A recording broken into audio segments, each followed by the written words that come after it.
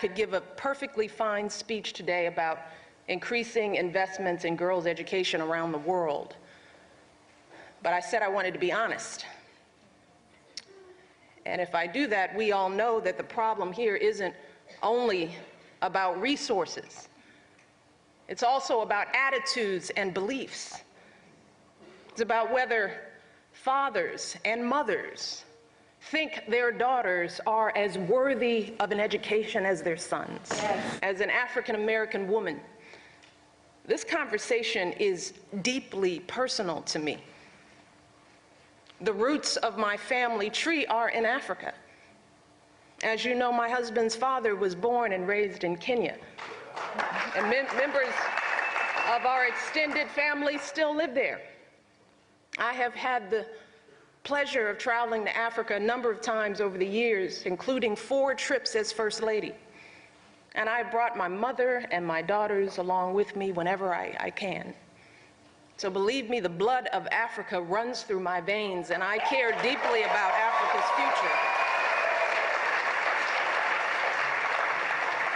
Now, the status of women in Africa is also personal to me as a woman. See, what I want you all to understand is that I am who I am today because of the people in my family, particularly the men in my family, who valued me and invested in me from the day I was born. I had a father, a brother, uncles, grandfathers who encouraged me and challenged me, protected me, and told me that I was smart and strong and beautiful.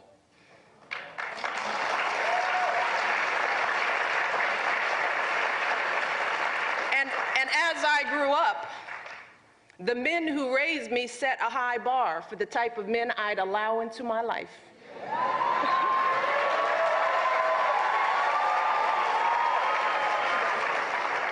Which is why I went on to marry a man who had the good sense to fall in love with a woman who was his equal.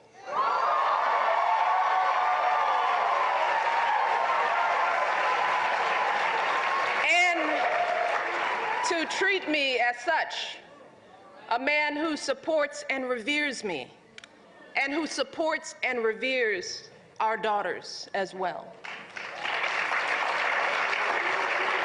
Leadership is about creating new traditions that honor the dignity and humanity of every individual.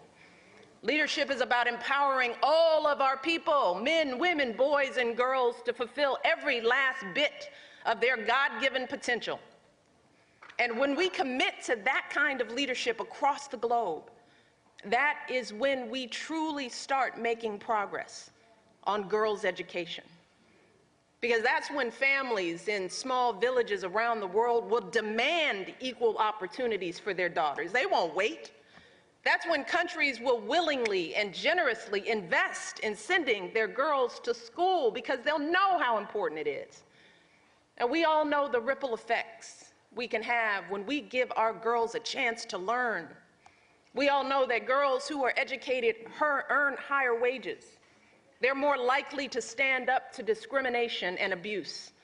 They have healthier children who are more likely to attend school themselves. My ancestors came here in chains. My parents and grandparents knew the sting of segregation and discrimination. Yet I attended some of the best universities in this country. I had career opportunities beyond my wildest dreams, and today I live in the White House, a building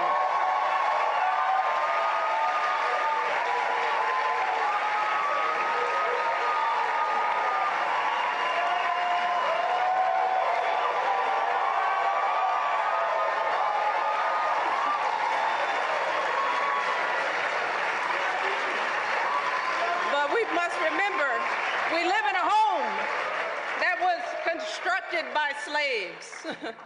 Today I watch my daughters, 2 beautiful African-American girls, walking our dogs in the shadow of the Oval Office.